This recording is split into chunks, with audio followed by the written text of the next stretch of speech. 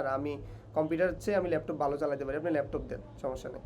আচ্ছা, support service, অর্থাৎ কোনো একজন শিক্ষার্থী মনে করেন যে কানে শুনতেছে না, তাকে আপনি স্ক্রাইব দেন, সেই স্ক্রাইব যেন কানে দিয়ে দেন, তারপর যেন শুনে।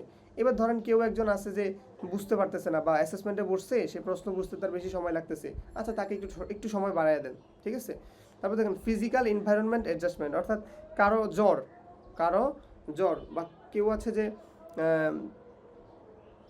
কারো শারীরিক অসুস্থতা রয়েছে, এখন তাকে ওই অসুস্থতা অনুযায়ী তাকে আপনি ওই রকম সুবিধা দেন। অর্থাৎ ওই যে এসির উদাহরণটা যে আমি সবসময় দিই, ধরেন এসির বাতাস আসতেছে একদম ডিরেক্ট সরাসরি মাথার উপর, এখন আমি বারবার হাসি দিচ্ছি, এখন এটাকে চেঞ্জ করে দেওয়া।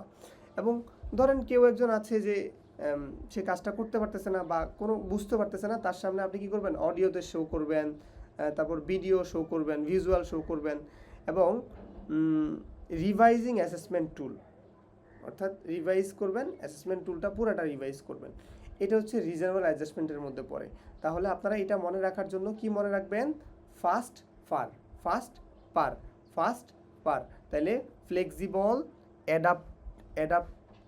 অ্যাডাপটিভ টেকনোলজি, তারপর এস দ্বারা বোঝানো হচ্ছে সাপোর্টিভ সার্ভিস, তারপর টি দ্বারা বোঝানো হচ্ছে টাইম এক্সট্রা, এবং পি দ্বারা বোঝানো হচ্ছে ফিজিক্যাল এনভায়রনমেন্ট, আর এ দ্বারা বোঝানো হচ্ছে অডিও স্ল্যাশ ভিজুয়াল ফরম্যাটস, আর আর দ্বারা বোঝানো হচ্ছে রিভাইজিং অ্যাসেসমেন্ট টুলস।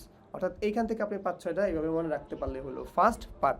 তাহলে আমরা কি কি শিখলাম, স্পেশাল নিড এটা যদি বলে তাহলে স্পেশাল নিডস অর গ্রুপ, এটা যদি বলে তখন আমরা কি মনে করবো, ওয়াইড আর। আর যদি বলা হয় প্রিন্সিপালের কথা বললে আমরা মনে করবো লাইভ ক্যাম্প।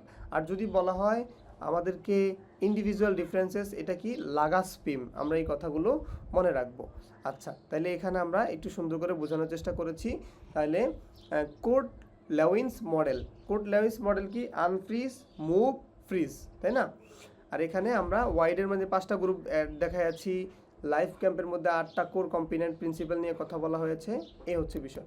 তো আমরা এই স্লাইডটা থেকে ওই স্লাইডটাতে চলে যাই, এটা হচ্ছে আমাদের শর্ট টেকনিকের উপর, হ্যাঁ। আর ওইটা একটু ব্রডলি আর কি, পড়ালেখা করার জন্য আর কি। আচ্ছা চলেন, তাহলে এখানে আমরা কোথায় ছিলাম, এইখানে আমরা ছিলাম, এই ইন্ডিভিজুয়াল ডিফারেন্সেস ছিল। এবার রিজনেবল অ্যাডজাস্টমেন্ট, এটা নিয়ে যুক্তিসঙ্গত সমন্বয় করবেন, আপনি অ্যাডজাস্টমেন্ট করবেন। আচ্ছা, তাহলে কি হয়, বিশেষ চাহিদা সম্পন্ন আপনার শিক্ষার্থী লো লিটারেসি এবং নিউমার্সি থাকবে, অর্থাৎ কম সাক্ষরতার হার থাকবে, একটু কম পড়ালেখা জানবে, তাদের সমস্যাটা কি হইতে পারে, তাদের সমস্যাটা হইতে পারে যে তারা এই যে রাইটিং